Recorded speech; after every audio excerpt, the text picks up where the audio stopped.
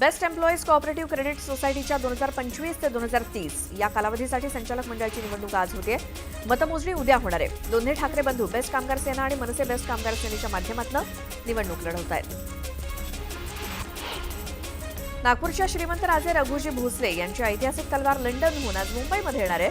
राज्य सरकारतर्फे मुंबई आंतरराष्ट्रीय विमानतळावरती जोरदार त्याचं स्वागत करण्यात येणार आहे.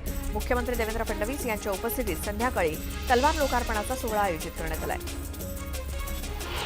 कबुतरखान्यांच्या ठिकाणी कबुतरांना नियंत्रित पद्धतीनं खाद्य पुरवण्याबाबत मुंबई महापालिका विचार करते. याबाबत आलेल्या 3 अर्जांवरती उच्च न्यायालयाच्या आदेशानुसार मुंबई महापालिकेनं नागरिकांकडून हरकती आणि सूचना मागवल्या आहेत. या सूचना पालिकेनं उपलब्ध करून दिलेल्या ईमेल आयडीवरती 29 ऑगस्टपर्यंत मुंबईकर नोंदवू शकणार आहेत. राष्ट्रीय अन्न सुरक्षा अंतर्गत ई-केवायसीची मुदत संपुष्टात आल्यानंतरही राज्यातील 1,89,715 लाभार्थ्यांनी नोंदणी केली नसल्याचं समोर आलंय. त्यामुळे संबंधित लाभार्थ्यांच्या रेशनचा लाभ तुर्तास तरी बंद करण्याचा निर्णय शासनानं घेतल्याची माहिती सूत्रांनी दिली. गणेशोत्सवाला अवघे 10 दिवस राहिल्यामुळे सध्या गणेश मूर्तींच्या कार्यशाळेत मूर्तींची रंगरंगोटी, डोळ्यांची आखणी, हिऱ्या मोत्यांच्या दागिन्यांच्या सजावटीचं काम अंतिम टप्प्यात आलंय. यंदा मात्र जादा मनुष्यबळाचा वापर करून मूर्ती घडवण्याचं आव्हान मूर्तीकरांना पेलावं लागलंय. खड्डेमुक्त मुंबईसाठी महापालिकेनं सर्व रस्त्यांचं काँक्रिटीकरण हाती घेतलंय. 31 मेपर्यंत हाती घेतलेल्या काँक्रिटीकरणापैकी 49% काम पूर्ण झालंय, तर उर्वरित कामं 1 ऑक्टोबरपासून पुन्हा सुरू होणार आहेत. या कामांची आगाऊ माहिती नागरिकांना लाईव्ह डॅशबोर्डद्वारे दिली जाणार आहे. दहीहंडी उत्सवात उंच थरावरनं पडून जखमी झालेल्या गोविंदांची संख्या 294 वरती पोहोचली आहे. त्यातील 11 जणांवरती रुग्णालयात उपचार सुरू असून 6 जणांची प्रकृती चिंताजनक आहे. मुंबई शहरामध्ये दहीहंडीचा उत्सव जल्लोषात पार पडला. या जल्लोषात मुंबई पोलिसांनी बेशिस्त गोविंदांवरती चाप लावल्याचं समोर आलं. शनिवारी दिवसभरात वाहतूक पोलिसांनी 10,000हून अधिक ई-चलन जारी केलेत. या चलनातून तब्बल 1,13,00,000चा दंड वसूल करण्यात आलाय. पुणे महापालिकेच्या घनकचरा व्यवस्थापन विभागातील अनेक आरोग्य निरीक्षकांचा 5 वर्षांपेक्षा अधिक काळ एकाच भागात कार्यकाल असल्याचं उघडकीस आलं होतं. जुलैमध्ये समुपदेशनानं बदल्या झाल्यानंतर एका माजी पदाधिकाऱ्यानं राजकीय दबाव आणल्यामुळे बदल्या रखडल्या होत्या. अखेर अतिरिक्त आयुक्त MJ प्रदीप चंद्रन यांनी बदल्यांचे आदेश जारी केले. पुणे विमानतळावरती भारतीय हवाई दलाकडून 15 अतिरिक्त फ्लाईट स्लॉट्स मिळाल्यामुळे आता एकूण स्लॉट्सची संख्या 235 वर पोहोचली आहे. या निर्णयामुळे पुणेकर प्रवाशांना प्रवासासाठी आणि विमानतळ प्रशासनाला विमान उड्डाणांचं नियोजन करण्यासाठी मोठा फायदा होणार आहे. गणेशोत्सवाच्या कालावधीत पुणे शहरातील मध्यवर्ती पेठांमधील अनेक रस्ते वाहतुकीसाठी बंद असतात. त्यामुळे शहराच्या पश्चिम भागातील उपनगरांना जोडणारा भिडे पूल दुचाकी वाहनांसाठी महत्त्वाचा आहे. वाहतूक कोंडी टाळण्यासाठी पुणे महापालिका प्रशासनाच्या सूचनेनुसार महामेट्रो येत्या 20 ऑगस्टपासून भिडे पूल पुढील 20 दिवसांसाठी खुला करणार आहे. मुंबईतील उपनगरीय रेल्वे मार्गापासून लांब पल्ल्याच्या गाड्या स्वतंत्र चालवण्याच्या दृष्टीनं MRVCनं महत्त्वाचं पाऊल उचललंय. यासाठी राज्य सरकारकडे प्रस्ताव पाठवण्यात आलाय. त्यात नवीन मार्गिका उभारण्याचा आराखडा असून MUTP 3B अंतर्गत 15,000 कोटींचा निधी मागवण्यात आलाय. त्यामुळे पनवेल नवी मुंबईसोबतच वसई विरार कल्याणकरांचा प्रवास सुखकर होणार आहे. सेबी गुंतवणूकदारांचे हित जपण्यासाठी अनेक नियमांचा आढावा घेतला जातोय. यामध्ये margin trading, funding, angel fund आणि म्युच्युअल फंड यासारख्या महत्त्वाच्या क्षेत्रांचा समावेश आहे.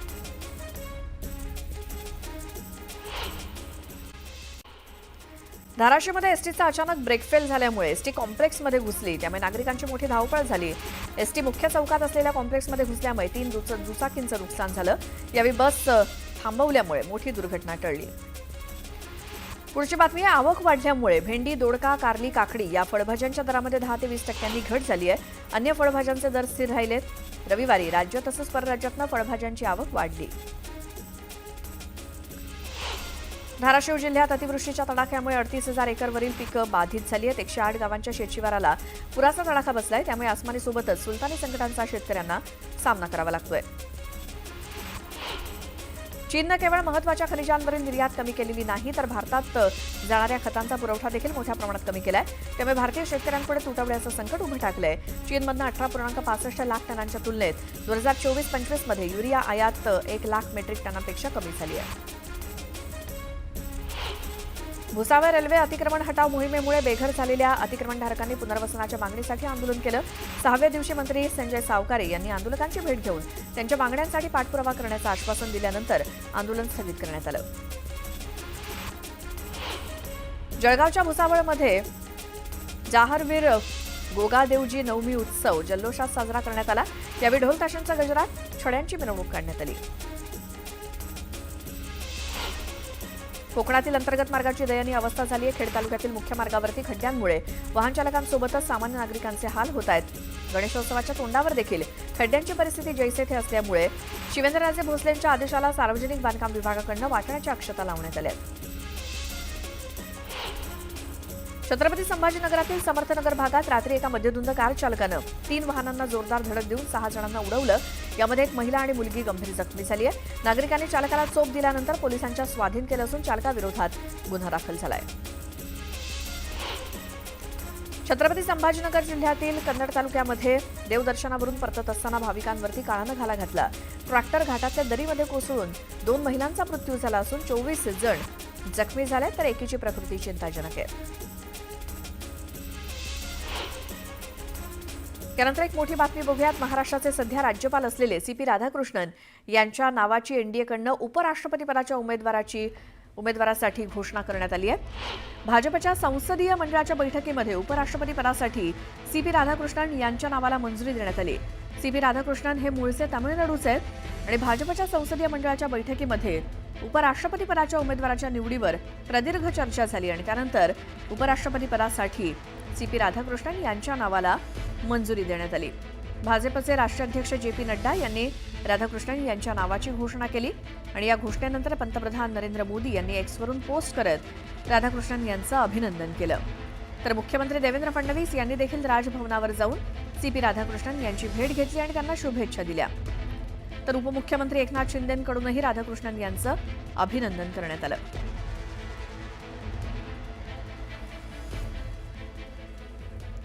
आणखी एक मोठी बातमी बघूयात। महाराष्ट्राचे सध्याचे राज्यपाल सीपी राधाकृष्णन यांच्या नावाची एनडीएकडून उपराष्ट्रपतीपदाच्या उमेदवारासाठी घोषणा करण्यात आली। त्यांच्या उमेदवारीनंतर आता राधाकृष्णन यांच्यानंतर महाराष्ट्राच्या राज्यपालपदी कुणाची वर्णी लागणार याची चर्चा राजकीय वर्तुळात सुरू आहे। दरम्यान भाजपकडून रविवारी उच्चस्तरीय नेत्यांनी उपराष्ट्रपतीपदासाठी पुन्हा एकदा बैठक घेतली आणि या बैठकीत एनडीएचा उमेदवार कोण असणार याबाबत चर्चा झाली। मग भाजपच्या संसदीय मंडळाच्या बैठकीत उपराष्ट्रपतीपदासाठी सीपी राधाकृष्णन यांच्या नावाला मंजुरी मिळाली। मात्र राधाकृष्णन यांच्यानंतर महाराष्ट्राच्या राज्यपालपदी कुणाला संधी मिळणार याबाबत सुद्धा तर्कवितर्क सुरू आहेत। पुन्हा पाहूयात बातमी 36 जिल्ह्यांची। सोलापूर ग्रामीण पोलिसांनी कारवाई करत दुचाकी चोरट्याला ताब्यात घेतले। या आरोपीकडून पोलिसांनी 15 दुचाकी जप्त केल्या। जवळपास 7 लाखांचा मुद्देमाल हस्तगत करण्यात पोलिसांना यश आलंय। मस्साजोगचे माजी सरपंच संतोष देशमुख यांच्या हत्या प्रकरणात आज बीडच्या विशेष मकोका न्यायालयात सुनावणी होणार आहे। विशेष सरकारी वकील उज्ज्वल निकम सुनावणीला हजर राहण्याची शक्यता आहे, तर वाल्मिक कराड याच्या जामीन अर्जावर आज सुनावणी होईल। पुण्यातील मुंढवा परिसरात असलेल्या एका पबसमोर स्थानिक आणि पब चालकामध्ये वाद झाला। पबमधील युवक युवतींनी रस्त्यावरती दारू पिऊन धिंगाणा घातल्याचा आरोप स्थानिकांनी केला। पोलिसांनी आम्हाला मारहाण केल्याचंही स्थानिकांचं म्हणणं आहे, तर आम्ही फक्त गर्दी हटवली असं पोलिसांनी सांगितलं। तर आज श्रावणातला शेवटचा सोमवार असल्यामुळे सर्व शिवमंदिरात शिवभक्तांनी गर्दी केली आहे। मुंबईतील प्रसिद्ध प्राचीन बाबुलनाथ मंदिरात सुद्धा भाविकांनी दर्शनासाठी रांगा लावल्या आहेत। पुण्यामध्ये श्रावण महिन्यातील शेवटच्या सोमवारच्या पवित्र पर्वानिमित्तानं 12 ज्योतिर्लिंगापैकी एक असलेल्या श्री क्षेत्र भीमाशंकरची महादेव नगरी शिवभक्तीनं अक्षरशः दुमदुमून गेली आहे। पहाटेपासूनच भीमाशंकरला हजारो भाविकांनी दर्शनासाठी रांगा लावल्या। शेवटच्या श्रावणी सोमवारच्या निमित्तानं मंदिराचा गाभारा आणि सभामंडपाची फुलांनी आकर्षक सजावट करण्यात आली। गणेशोत्सव मंडळांचा मंडप आणि सजावटीचा खर्च दिवसेंदिवस वाढत्या महागाईमुळे वाढलेला आहे। परळ, गिरगाव, दादरमधील काही मोठी मंडळं मंडप सजावटीसाठी 25 ते 30 लाखांपर्यंत खर्च करतात। त्याकरता मोठ्या नेपथ्यकारांना कंत्राट मिळतं। नागपूरमध्ये जिल्हा नियोजन समितीच्या बैठकीचं आज आयोजन करण्यात आलंय। पालकमंत्री चंद्रशेखर बावनकुळे यांच्या उपस्थितीत ही बैठक पार पडणार आहे। नागपुरातील 24 जलकुंभांतर्गत येणाऱ्या परिसरात 36 तास पाणीपुरवठा बंद राहणार आहे। मंगळवारी सकाळी 10 वाजल्यापासून बुधवारी रात्री 10 वाजेपर्यंत पाणीपुरवठा बंद असेल। देखभाल दुरुस्तीच्या कामामुळे अर्ध्या नागपुरात पाणीपुरवठा बंद असेल। देशाच्या परकीय चलनामध्ये पुन्हा एकदा विक्रमी भर पडली असून ती $693.6 अब्ज वरती पोहोचली आहे। ही आकडेवारी भारताच्या आर्थिक अस्थिरतेची साक्ष देत असून ऐतिहासिक उच्चांकाच्या जवळ आहे। गणेशोत्सव निर्विघ्न पार पडावा, कोणतीही अनुचित घटना घडू नये यासाठी मुंबई पोलिसांकडून शहरात कडेकोट बंदोबस्त तैनात ठेवण्यात येणार आहे. मोठ्या सार्वजनिक गणेश मंडळांसोबतच गर्दीची ठिकाणं, बाजारपेठा आणि संवेदनशील ठिकाणी साध्या वेशातील पोलिसांची गस्त असणार आहे. गोरेगाव मुलुंड जोड रस्त्यावरील पुलाच्या कामामुळे 1200 मिलीमीटर व्यासाची जलवाहिनी बाधित होते. त्यामुळे महापालिकेच्या टी विभागामध्ये मॅरेथॉन मॅक्सिमा इमारत ते तानसा पुलादरम्यान रस्त्यालगत असणारी जलवाहिनी वळवण्यात येणार आहे. त्यामुळे गुरुवारी 18 तासांची पाणीबाणी घोषित करण्यात आली आहे. वाशिमच्या मालेगाव तालुक्यात ढगफुटी सदृश पाऊस झाला. त्यामुळे नदी नाल्यांना पूर आला असून पुराचं पाणी शेतात शिरल्यामुळे उभी पिकं पाण्याखाली गेली, तर बेडशी गावातील अनेक घरांमध्ये पाणी शिरल्यामुळे जनजीवन विस्कळीत झालं. परभणीच्या येलदरी धरणातनं 4220 क्युसेक वेगानं पाण्याचा पूर्णा नदीपात्रात विसर्ग सुरू करण्यात आलाय. येलदरी धरण क्षेत्रातील पावसाच्या संततधारेमुळे नदीकाठच्या गावांना सतर्कतेचा इशारा देण्यात आलाय. पूर्णा तालुक्यातील आहेरवाडी गाव परिसरातून जाणाऱ्या नदीला पूर आला असून आहेरवाडीतील पूल पाण्याखाली गेल्यामुळे गावाचा जिल्ह्याशी संपर्क तुटलाय. रत्नागिरी जिल्ह्यातील दापोली तालुक्यात कुडावळे नदीनं धोक्याची पातळी ओलांडली. नदीला पूर आल्यामुळे दापोली मंडणगड राज्यमार्गावरची वाहतूक पूर्णपणे ठप्प झाली.